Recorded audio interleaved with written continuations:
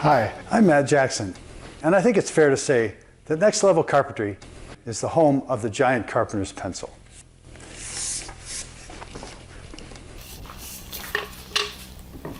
Judging by viewer comments and curiosity, I thought it'd be a good idea to do a video showing how I actually make these jumbo carpenter's pencils. And I got a request from a very cool guy with a very prominent YouTube channel asking if he could pay me to make him a giant pencil. So I thought, what a great way to start out the new year of 2019 with a build video showing how to make the pencils and getting one made to send to this guy. So I shot the video starting with taking dimensions from an actual carpenter's pencil, using those in SketchUp to scale dimensions up to pencils of any size.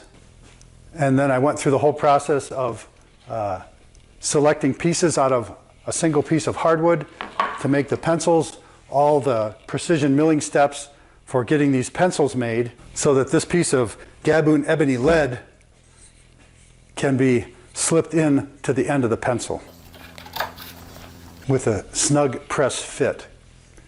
As you might imagine, there's a lot of steps involved, and that video ended up being over an hour long. And I didn't want to just dump that on people because not everybody is interested in making a giant pencil.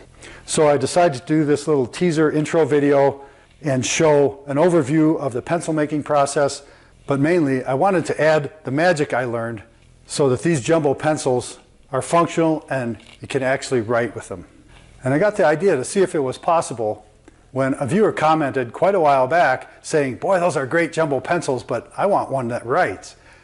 I responded, well, that'd be great. I'd make them write if I could find graphite big enough. And he kindly informed me that there's chunks of graphite available for sale all over on Amazon. I was a bit in disbelief, but I checked it out, and sure enough, I was able to buy a piece of graphite.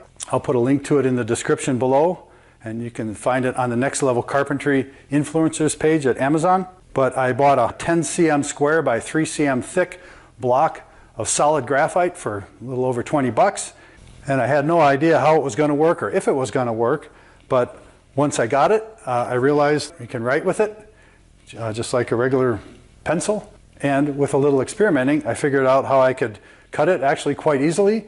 And it's not difficult to shape into a lead that looks right in these jumbo pencils.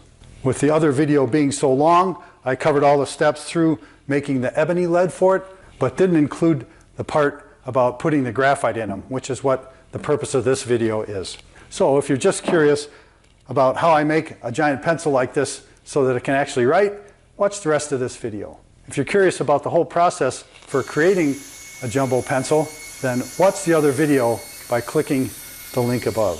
But for now, I'm going to take what's left of that 10 centimeter square, 3 centimeter thick block of graphite and make a piece that fits in the end of this pencil so that it actually writes.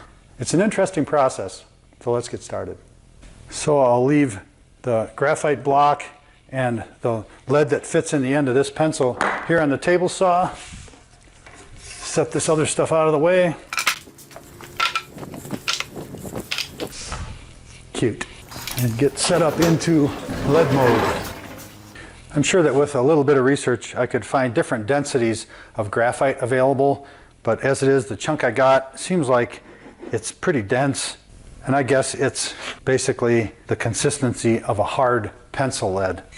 This 3 centimeter thick block of graphite is noticeably thicker than what I need for this particular piece of pencil lead, and it's somewhat wider too, so I need to make 2 cuts to make it narrower and thinner. The overall length of 100 centimeters is barely adequate for making this lead insert, so I'll need to figure out a way to attach the piece of lead to a piece of wood so that it'll stay in place in the end of the pencil when it's being used to draw or to write.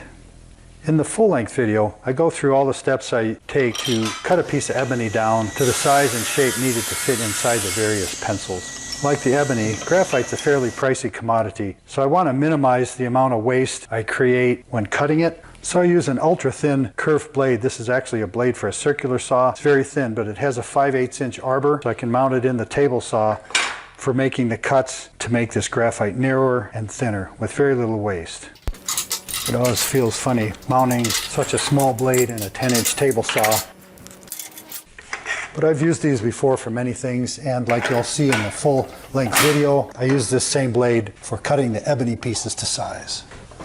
The first cut I'll make will be for the width of the lead, and I'm making it a bit proud of what I need to end up with, and I'll just use a stiff sanding block to dial in the size so it fits snugly in the end of the pencil.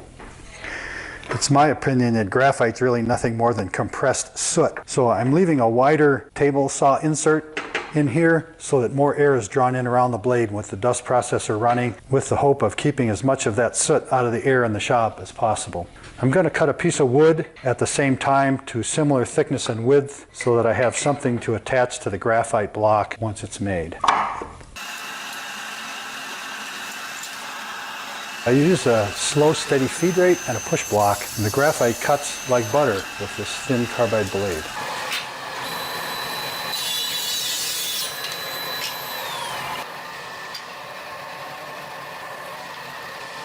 Even after cutting the graphite to width first, I'm not able to get enough depth of cut with this small blade and the table saw, so I have to cut the thickness in 2 passes by flipping the graphite block over.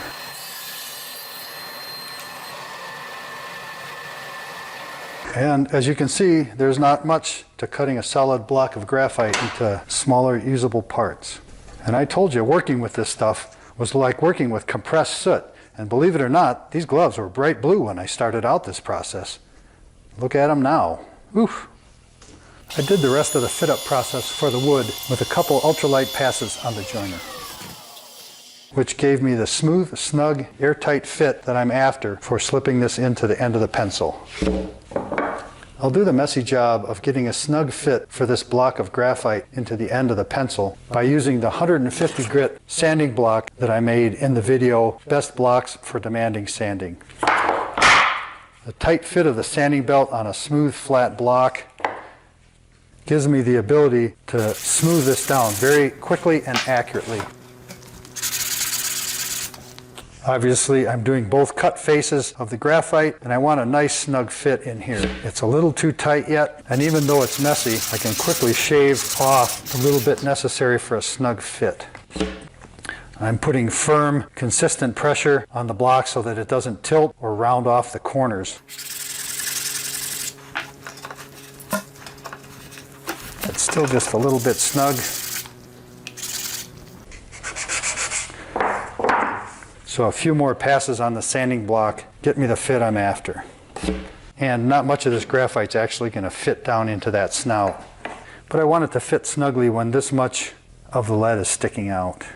There's got to be some irony here using a pencil to mark on lead of a pencil. And I'll match up the point with this much of the lead sticking out. And wrapping the sanding belt with a stick knocks the graphite out so I don't make a mess next time I'm sanding a piece of wood with the same block. While making graphite inserts for the other 3 pencils, I learned that alcohol is about the best solution for cleaning up that graphite powder that gets everywhere. With both the block of graphite and the wood fit to the opening in the pencil, I'll mark the wood and cut it here so that the graphite insert and the ebony insert are the same length. And if you think I'm just messing with you, talking about a snug, precise fit, the reason that wood is bouncing because of the air that's compressed inside the pencil because it's not able to get out through the gap around the piece of wood. I'd call that a snug fit.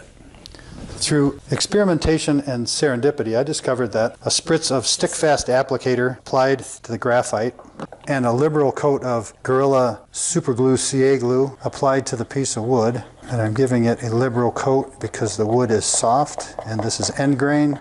That's going to be more than plenty. I discovered that this bond is surprisingly strong.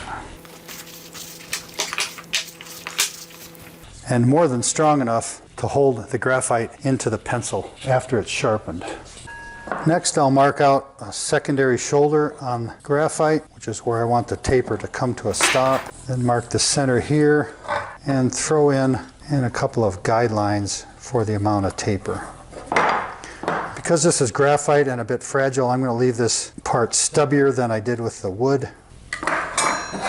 and not put such a graceful taper in there, just so that this writing point is a bit sturdier. It looks like those lines are at about an 8-degree angle. So I'm going to make a couple preliminary rough cuts on the table saw to take the bulk of that off, and then I'll dial in the taper with a sanding block. Again, while sawing this block of compressed soot, I've got the dust processor on to minimize it as best I can.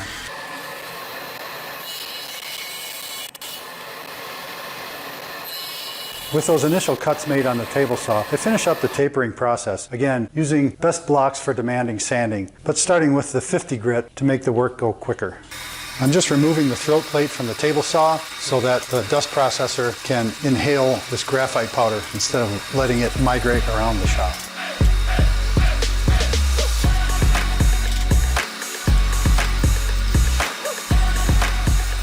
After getting the general shape with the 50 grit sanding block, I switched to 120 for the final few passes to smooth out the lid.